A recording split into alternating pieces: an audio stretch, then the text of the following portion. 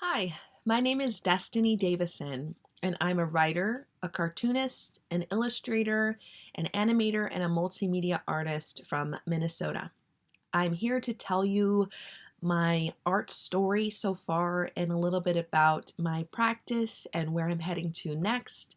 But before I do, I need to thank White Bear Lake Center for the Arts for this opportunity, for their support of local art and artists, and for just being a great organization to work with. I'm looking forward to continuing to work with White Bear Center this August and September on a couple classes. First up, on August 18th and 25th, I'll be teaching a 2-day virtual zine making class. And if you've never made a zine before, the best way I can describe what a zine is it's that perfect mix between a comic book and a storybook merged together. Your zines can be all text and stories and poetry. It can be all illustrations and abstract pictures. It can use pens and pencils and markers, or glitter and glue and paper mache. If there's one rule I can maybe put in front of you before this class gets started, it's that there is no wrong way to make a zine. And so at the end of this class, we'll have made a mini zine and a larger zine. Again, made however you would like to make yours. Also, on September 20th, so next month, I'll be leading a digital art basics walkthrough for you. And this class will be a good introduction to what digital art is, what tools you can use to make digital art, where you can make digital art. These days you can make digital art on a desktop, a drawing tablet, your smartphone. There are so many ways to get started and so many tools to know, whether it's 2D, 3D, animation. There's a lot of information when it comes to digital art. So if you're at all curious or just getting started on your digital arts journey, this would be a good walkthrough for you to take to help give you some good tools, starter kit tools to explore the world of digital art and incorporate it into your own creativity. In trying to pinpoint the bench points of my arts journey so far, going back to the beginning, I would have to be honest in saying that I started making art by accident. I was one of those kids that drew on their parents' walls and underneath the kitchen table and on chairs and bunk beds and pretty much anywhere I could find an open space. This might not have been the wisest place to put my arts masterpieces, but I have to be honest and say that's where I got my start. Thankfully, in middle school and high school and my early childhood, I learned quickly that my art would maybe be best served in a sketchbook or on a canvas or on somewhere where I could actually hold it up and show it to other people, or have it live in maybe a more secure place than on my parents' walls. I learned that lesson, but I have to say there are still moments where you might find me drawing on, maybe an obscure place just to see what it might look like, or just to fill those open spaces. In those early and foundational years of exploring my art style, what was important to me was just making a lot of art, enjoying the process of being inspired by art that was already out there, whether that was comic books, cartoons, animated film and television, literature and books. I read a lot. I watched a lot of film, enjoyed a lot of comic books and television series, and just found it fascinating how folks could turn an idea into a living, breathing world, whether that was in the context of a book or a film or a series or a comic book, turning ideas into characters and into their own narratives was very fascinating for me, and something that definitely informed the type of art I made during those early years. Like even today, I still find my very early comic ideas and webcomic or story ideas.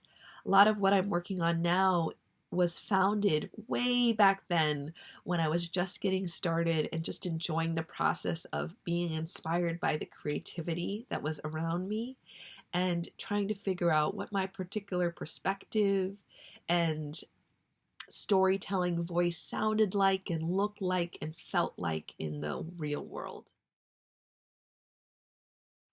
While art was and is a strong presence in my life, as a young adult getting ready to go to college at the University of Minnesota as an English major, I had made the decision of art being something I did in my spare time.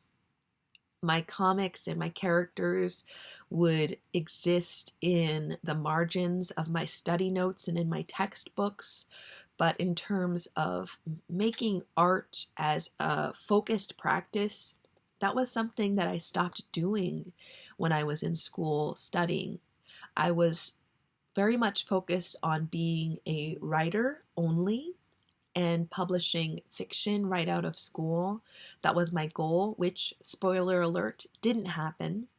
And I'm thankful for that, because what instead happened after I graduated was learning that art didn't have to take a back seat in my life and could very much be a focus and a focal point of my professional career and creative life, and that I wanted it to be. I learned that while I loved to tell stories and write short fiction and poetry and microfiction, that I wanted my stories to have imagery with them. I wanted to see them. And likewise with my art and my characters and my comics, I felt there was more there in terms of what narrative was going on and where the characters were going here or there, and that my illustrations could also turn into long and short form comics or short stories paired with illustrations, and just a lovely back and forth between imagery and text. That's where I first started doing that, and to this day, I don't consider myself just a writer or just an illustrator and artist. I think both can coexist, and I'm thankful that I've been able to allow room for both of my interests and passions to grow together individually and as a team. In getting to this point of, I guess you could say, being a working artist, for me it was another accident.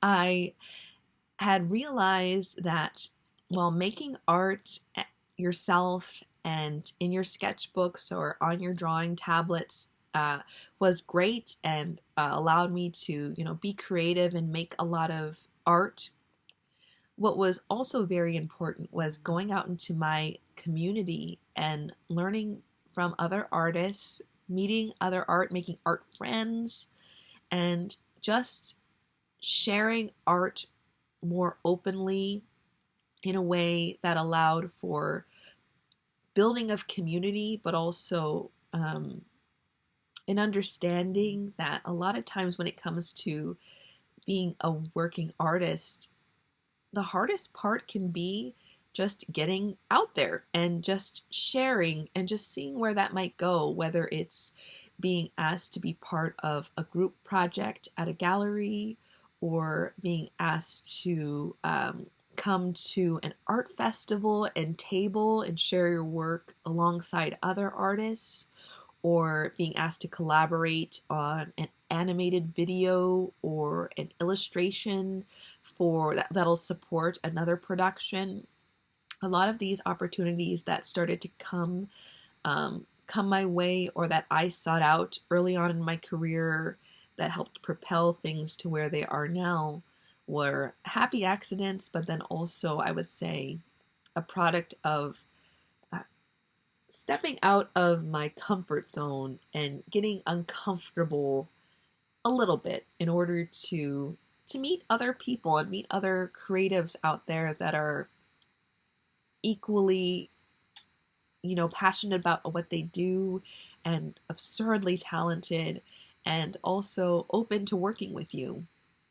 I think our arts community, especially here in Minnesota, is vibrant and active and full of great folks that are, focused on working together. And a lot of the time, the hardest step you can take is that step forward into your community to learn more about where your art, in particular creativity, might be helpful and what collaborations might be beneficial to your own growth, but then also the growth of the arts community, and just seeing where that goes. That started to happen for me early on, but it didn't start to happen until I took those first, turtle steps forward to getting to know what my arts community in town was like and where my own perspective might be most helpful and fit in. And as I got more involved in the arts community, I was able to build up more confidence to share more art and also focus in on some long form projects in the form of my own zines. I've made 3 so far, and the first I didn't make until 2018, and it's called The Droll. The Droll was the first, I would say, official webcomic that I ever shared, and it's all about monsters and how monsters aren't so different from us human beings and what they're doing out in the world, and how some of their troubles and tribulations might look very similar to the ones that we go through as people. I had a lot of fun making that zine, and it was the first zine I ever took to an arts festival. My first arts festival being the Twin Cities Zine Festival that takes place at the Minneapolis Downtown Library, run by some great folks, and it was a wonderful learning opportunity. I've done other festivals and conventions after the Twin Cities Zine Fest, including Minnesota Comic Book Creators, Fall Con and Spring Con, and Galaxy Con at the Convention Center. And through all of these events, what I found to be a universal element was just the positivity and vibrance of the creator community. It was great to share my work there and get to know audiences and get to know people. But what was even more great was just meeting other artists and making some art friends and seeing what it meant to be, a working artist, illustrator, cartoonist, what that looked like and what other people's journeys might have been at the time. For me, again, like a lot of my collaborative and freelance and work projects as an artist came about because of this process of just getting more into our arts community, seeing what other people were making and how my perspective or skill set might help their project or whatever piece they were working on, or vice versa. I do think arts is a powerful tool of connection for our community. And arts factors into so many different industries, whether that's, art to artist, or arts in marketing, or arts in business, or arts in finance, or theater. Pretty much anywhere you look, an artist was involved somewhere. Creativity was involved, definitely. And, the hardest part to get working, I guess you could say, when it comes to making art is exploring all those different avenues and trying to figure out where your perspective, where your particular art style or sense of creativity and problem solving or storytelling can fit in. And going to your art friends and having more back and forth of, you make great stuff, you like my stuff, let's work together on something together and continue to grow and learn and support each other through all the different facets and points and stepping stones of our careers. As far as where I get my inspiration from, I hope I'm not cheating in saying that inspiration is everywhere, but I learned quite early in my career that I wasn't going to be a person that benefited from waiting for inspiration to happen or only being inspired by things that might already be widely considered beautiful. I find inspiration in the mundane parts of life, in my daily routine, in the strangeness of being. You might notice, at this point that I draw a lot of creatures and talking planets and maybe imagery that you wouldn't find in your day-to-day.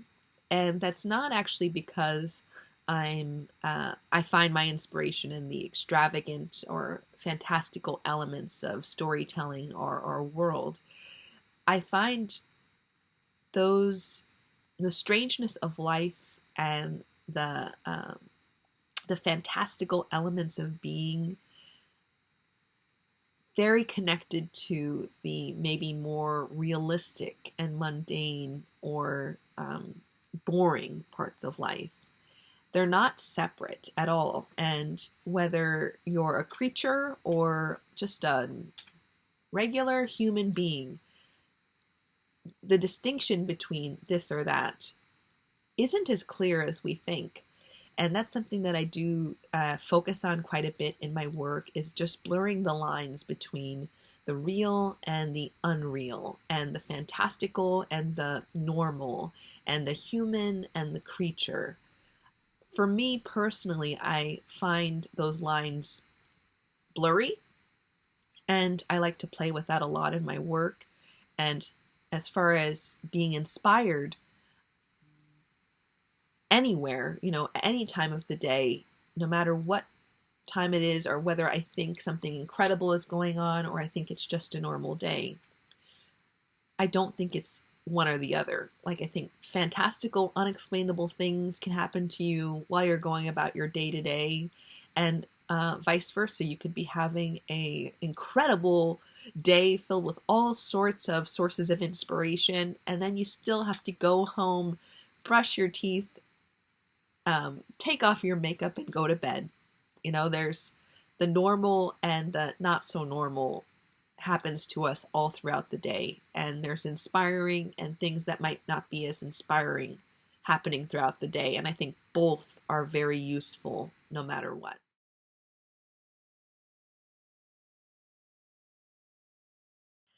As far as where I'm heading to next, you might see me at the Minnesota Comic Book Creators Fall Con at the State Fairgrounds this fall, as well as some other local arts events. I'm excited to continue to share my art in town, locally, and hopefully nationally. Just enjoying the sharing process. Again, for me, the hardest step has just been putting my work out there.